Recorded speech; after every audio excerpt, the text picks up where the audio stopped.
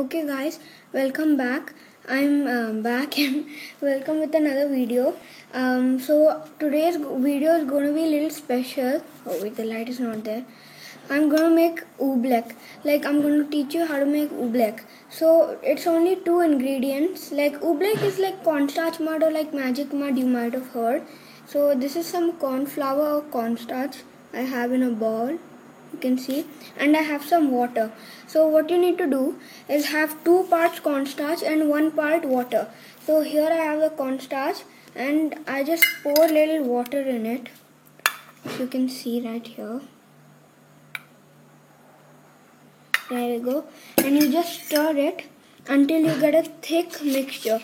So oobleck is actually like a semi-solid mixture if you are studying in your class.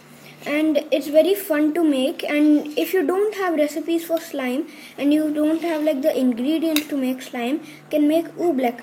So oobleck is like thick and means like a solid and a liquid. So when you leave it like this, it's a liquid, but then when you have an impact with it or you have a force with it, it's like solid. Like suppose it's right now just liquid, like see it's droopy, and when you play with it, it's just solid.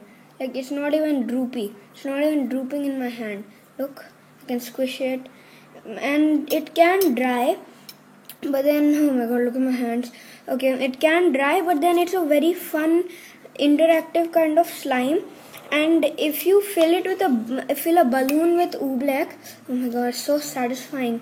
Like if you fill a balloon with oobleck, it can be like the best stress ball you have ever seen. Oh my god, I tried it, I got it to school, but then it exploded. So yeah, this is a short video, but just cornstarch and water makes oobleck. And why did I say that together? Okay, yeah, that was a oobleck video, and see you next time. And yeah, it's easy to clean, so that's why I'm dropping it on my table. And yeah, I hope you can make this in your home. Bye.